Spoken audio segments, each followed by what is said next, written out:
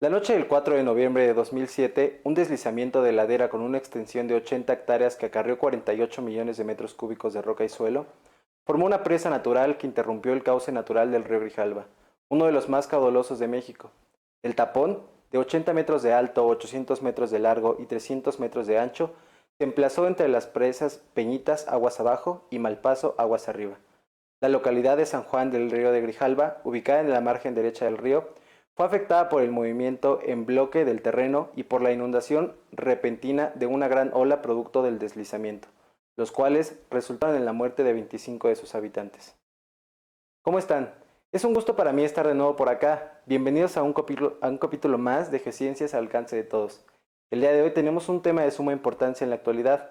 Hablaremos acerca de la geotecnia, esta ciencia encargada del estudio de las propiedades geomecánicas del subsuelo, y nos enfocaremos en el área de los deslizamientos. Primeramente, ¿ustedes saben qué es la geotecnia y cuál es su importancia en la vida de todos? Bueno, pues la geotecnia es una rama de la ingeniería civil y de la geología que se enfoca en el estudio de las propiedades y el comportamiento de suelos, rocas y otros tipos de materiales geológicos, en relación, claro, con proyectos de construcción e infraestructura. No cabe duda que es una disciplina esencial en la vida humana debido a su impacto en la seguridad, la planificación, el desarrollo de infraestructuras y asentamientos humanos. Es decir, la geotecnia mejora la calidad de vida de todos en general. La geotecnia va desde desempeñar un papel fundamental en la construcción de infraestructura segura, como lo son edificios, puentes, carreteras, presas y túneles, pero también abarca temas como la planificación urbana, ya que los expertos en geotecnia asesoran sobre la ubicación adecuada de edificios y proyectos de construcción.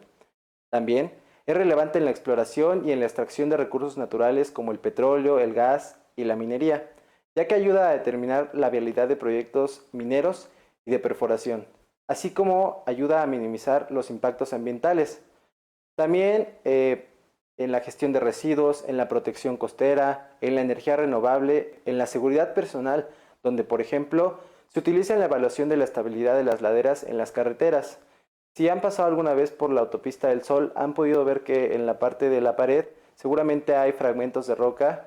Bueno, pues ese es un asunto que le incumbe a la geotecnia. En resumen, la geotecnia contribuye a la protección de las vidas, la preservación del medio ambiente y el desarrollo de la infraestructura que sustentan no solo a nuestras comunidades, sino también a nuestra economía. Es crucial para garantizar que las actividades humanas se desarrollen de manera segura y sostenible en un entorno geológico. Sin embargo, para fines del programa del día de hoy nos enfocaremos en la prevención de desastres naturales, como son los deslizamientos de tierra, las avalanchas, las inundaciones y las subsidencias, pero más en concreto nos abarcaremos a los deslizamientos, donde el conocimiento de las características geológicas de un área es esencial para implementar medidas de mitigación y alerta temprana. Aquí es donde la geotecnia desempeña un papel fundamental en la prevención, ya que su objetivo principal es comprender el comportamiento no solo de los suelos, sino de las rocas de las que están formados. Algunas formas en que la geotecnia nos puede ayudar a prevenir deslizamientos son, por ejemplo, la evaluación de condiciones del suelo para determinar su tipo, su densidad, la permeabilidad y la capacidad que tiene de cargar. El análisis de la pendiente, donde se van a identificar ángulos críticos de inclinación. El monitoreo de movimientos, como deformaciones lentas o desplazamientos. También el drenaje y el control de agua. La selección de materiales y cimentación, y en mitigación y estabilización, donde en casos donde lamentablemente la prevención ya no sea posible, la geotecnia se utiliza para diseñar medidas de mitigación y estabilización. Esto puede incluir la construcción de muros de contención, terrazas, sistemas de anclaje y refuerzo del suelo. Regresamos al ejemplo anterior, con la autopista del Sol. Si alguna vez han pasado y han visto que alguna pared tiene unos tubos metálicos literalmente incrustados, bueno, este sería un sistema de anclaje. Pero vayamos a la parte científica. Mientras los procesos como la tectónica de placas, que han sido ya tema de discusión, trabajan elevando el terreno por encima del nivel del mar y modificando el relieve del planeta, la gravedad trabaja en el sentido opuesto, es decir, causando el desplome y el desgaste de las partes más altas y rellenando los terrenos más bajos. Amigos, la gravedad es muy canija y puede hacerlo por sí misma de manera directa. Sin embargo, hay muchos factores ajenos que influyen, como lo son las corrientes de agua, el viento, en las zonas más frías el hielo y claro, en todos lados la vegetación. El enfoque básico que trataremos el día de hoy es que cuando un segmento de terreno comienza a moverse ladera abajo, cualquier cosa, repito, cualquier cosa en su camino está en peligro de destrucción, llámese objetos movibles, casas, infraestructura, pero peor aún, la vida de las personas. Similares a otros procesos como lo son las erupciones y los sismos, que han sido ya tema de conversación en nuestros programas anteriores, los deslizamientos de masas causan catástrofes en zonas habitadas por humanos. Algunos de ellos han cobrado miles de víctimas fatales y ocurren porque desde su origen en los asentamientos fueron ubicados en zonas de alto peligro. Pero el paso del tiempo sin novedad aparente permitió el exceso de confianza de los habitantes y hizo que el crecimiento de la comunidad aumentara mucho. Entonces han transcurrido sin consecuencias en decenas de generaciones, sitios donde de súbito, de un momento a otro, un deslizamiento pone fin a largos periodos de aparente seguridad. En lo que resta del presente capítulo vamos a mencionar a profundidad los tipos de deslizamiento que suelen ocurrir en la corteza terrestre y que afectan a los humanos y sus propiedades, así como las causas que los detonan. Causas de los deslizamientos. Los deslizamientos de masa o de roca ocurren cuando la atracción de la gravedad sobrepasa resistencia de la fricción del material susceptible de moverse ladera abajo. En la imagen podemos ver cómo la atracción de la gravedad sobre un bloque de roca da lugar a una fuerza que llamamos peso. Se aprecia que en una superficie horizontal, es decir, que tiene pendiente cero, el peso total de la masa susceptible de deslizar se dirige verticalmente hacia abajo, haciendo que el movimiento exclusivo por la gravedad sea imposible. Sin embargo, en una superficie más inclinada, la componente de fuerza gravitacional es constante, ya que actúa en forma paralela al talud. ¿Esto qué significa? Bueno, pues que en un talud inclinado, un cuerpo con posibilidades de moverse se va a dirigir pendiente abajo. A medida que la pendiente incrementa, también lo hará la fuerza de la gravedad paralela al talud. La estabilidad de un talud puede verse afectada por alguna de las siguientes causas, dando lugar a un deslizamiento. En primer lugar, tenemos el tipo de material implicado. Los materiales no consolidados fallan más fácilmente que los rocosos, afectando el tipo de deslizamiento como la frecuencia de los mismos. Existen dos tipos de movimientos básicos del material implicado, los rotacionales y los translacionales. Los de rotación generan una superficie curva.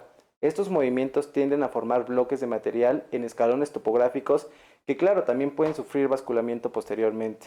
Los deslizamientos rotacionales son común en materiales poco consolidados y rocas débiles como las lutitas.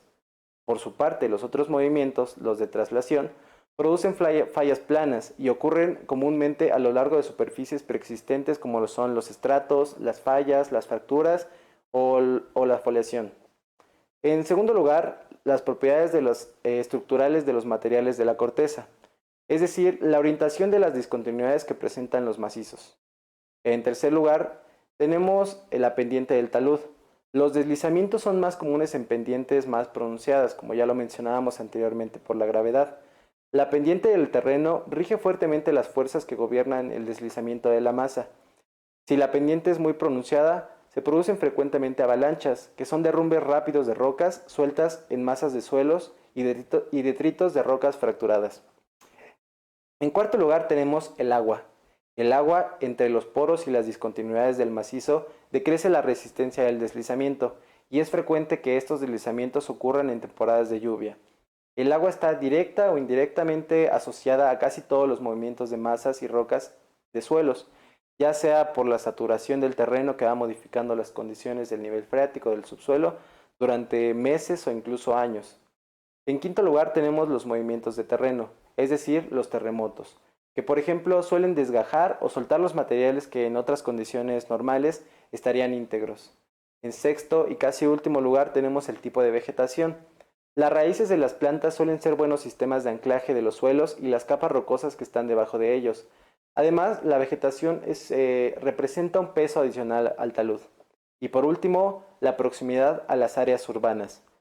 La pérdida de pie de las laderas puede dar inicio primero a la erosión y al deslizamiento posterior. Este fenómeno es común en zonas habitadas con infraestructura creada por el hombre, como la carretera, las industrias, las presas, los puentes y las zonas habitacionales.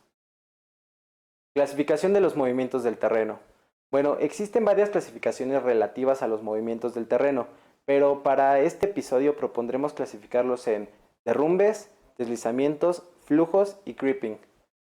Por un lado, los derrumbes implican materiales rocosos que se desprenden y alcanzan el suelo en caída libre. Literalmente se trata de taludes casi verticales. Por otro lado, los deslizamientos suceden cuando un cuerpo rocoso se mueve pendiente abajo a través de un plano recto o casi recto. Por su parte, los flujos significan que el material con una consistencia parecida a un líquido viscoso se mueve ladera abajo. El creep se refiere a los movimientos imperceptibles por el desplazamiento de materiales sueltos, comúnmente en los suelos y en los detritos de roca. Sin embargo, existe un quinto movimiento denominado slump, el cual no se considera un tipo básico, pues más bien este es la combinación de un deslizamiento con la de un flujo. Consiste de un deslizamiento en forma de cuchara en la parte superior, pero que posteriormente se muestra como flujo hacia su parte inferior. En primera, los deslizamientos, como ya lo mencionábamos, ocurren cuando el material rocoso, es decir, los detritos o suelo o una mezcla de todos, se mueven a lo largo de un plano, ya sea de estratificación, de foliación, de falla, de fractura o un contacto geológico. Por lo tanto, se les denomina deslizamiento de rocas, deslizamiento de suelo o deslizamiento de detritos, según sea el caso. Suelen ocurrir cuando un plano de deslizamiento se inclina en el mismo sentido que la pendiente del terreno. Por su parte, los flujos, como ya lo mencionábamos, es un movimiento que, por su aparente viscosidad, lo hace de forma prácticamente continua, debido a la fuerza que se le aplica. Los flujos suelen suscitarse a lo largo de superficies curvas que pueden formarse prácticamente en el momento del flujo, aunque pueden presentarse también en discontinuidades ya existentes. Un ejemplo es la forma en que la gravedad causa que escurra un líquido. Si tiramos agua o aceite por una pendiente, pues ésta se va a deslizar hacia abajo. Lo más característico de este grupo es el flujo de lodo. Los depósitos de talud en temporada de tormentas descienden de las zonas más altas. Es esencial la presencia de agua líquida, ya que esta es la que hace posible la licuefacción de los sólidos que descenderán a gran velocidad. Y cuando digo a gran velocidad es a gran velocidad.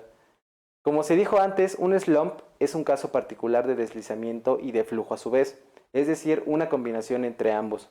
En este caso, la parte superior suele ser rocosa, es decir, el material que viene hasta la que vemos, la de hasta arriba, y se mueve a través de una superficie curva, similar al fondo de una cuchara, y es por eso que se le denomina deslizamientos de cuchara.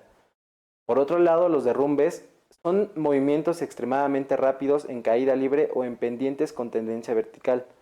También suelen llamarse caídos o avalanchas, según se trate de la caída libre o si la forma del desprendimiento es acanalada. Comúnmente son procesos continuos afectados por la meteorización en intersecciones de dos o más planos de discontinuidades. Y por último, el creep, que es un movimiento de carácter excepcionalmente lento, de ciclos repetidos, de expansión y contracción de materiales no consolidados que ocasionan un movimiento de los mismos pendiente abajo. Una causa es el cambio en las condiciones de humedad, debido a la saturación o a la resequedad en los espacios vacíos del material implicado. Este fenómeno es muy similar al efecto que tendría una esponja cuando se satura, aumentando su masa y volumen, y al proceso inverso cuando está en temporadas de sequía. Y bueno, esto sería todo por el día de hoy. Lamentablemente el programa llegó a su fin. Espero les haya gustado mucho. Me despido, no sin antes recordarles que nos sintonicen aquí en Geociencias al alcance de todos los miércoles en punto de las 8 p.m. Por favor, no olviden que si tienen algún comentario o pregunta, la dejen en la cajita de comentarios o nos contacten en cualquiera de nuestras redes sociales de Minería en Vivo. Muchas gracias por todo y hasta la próxima.